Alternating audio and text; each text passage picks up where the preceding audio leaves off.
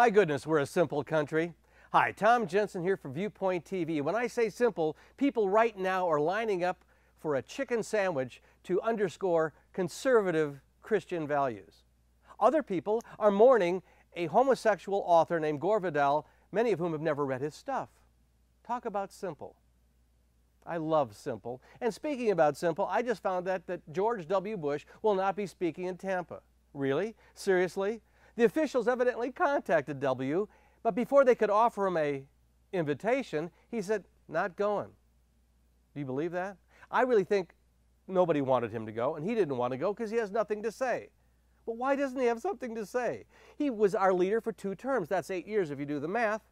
He was a crusader, a compassionate conservative. He led us into 2 wars.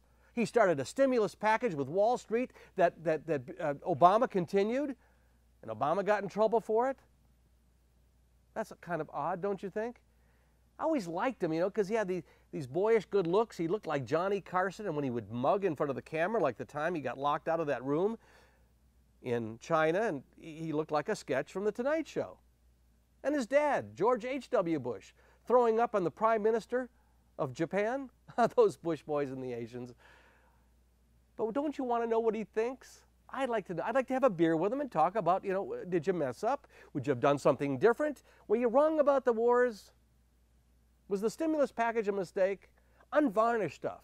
Now compare and contrast that. W's not going to be at the convention, but former President Bill Clinton turns up all the time. Even back in 2008, when he'd had the big fight with his wife and Obama, and then he still got prime time. Well, he's going to get prime time again because he's got something to say, and he's going to be the star. He is going to be a glimmering star at the convention. But let's get back to the coronation of Mitt Romney. Mitt Romney, it's his big night, and who can he have come and speak? He can't have Newt Gingrich. Newt Gingrich was talking to the people at NASA in Florida and said, hey, you know, you elect me, and by my 2nd term, I'm going to have a moon colony, and we're going to have it be the 51st state. That would be like, you know, forget Puerto Rico, we'll go with the moon colony first. Talk about fiscal responsibility. And then there's Rick Perry. He probably won't be invited because Mitt Romney said, hey, I'll give you a $10,000 bet. Remember the $10,000 bet? I haven't bet like that since the 6th grade in the schoolyard. I haven't done that kind of stuff. Rick Santorum, he was a better conservative, a better religious person. He believed in homosexuality, but he didn't believe in homosexual acts. He's not going to be there. How many safe guys can there be? Minnesota Governor Tim Pawlenty, very bland. The color beige in the color wheel of life, I guess. I don't know. How do you put it? Oh, that's Pawlenty. That pizza guy, Herman Cain, Uzbekistan. What do you think he's going to get? Think he'll get some time? Maybe.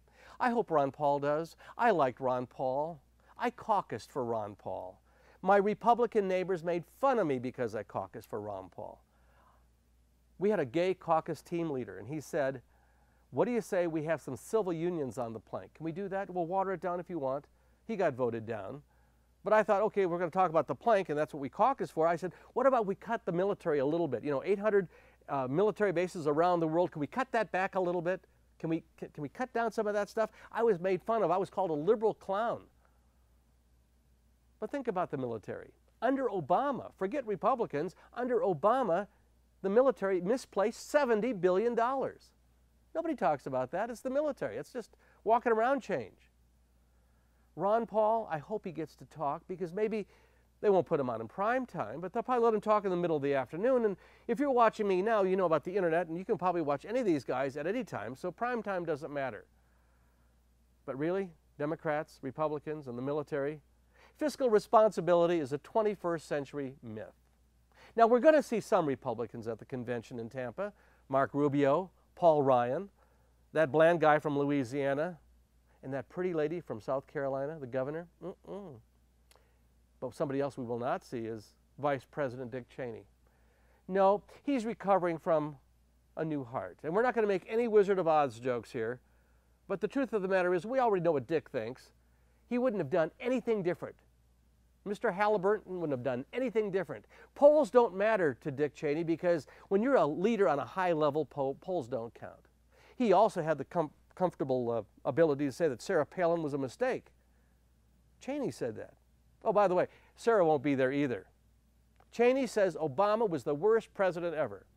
Okay, Obama's the worst president ever, but get this. W's not being allowed to speak at the convention. Who's weaker?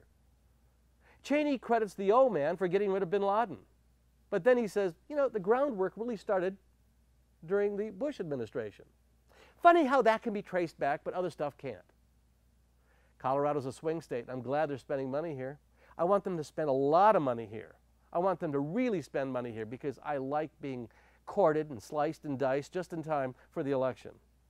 But to be honest with you, I am going to miss W speaking, and I'd always like to hear Vice President Cheney speak. But you know what?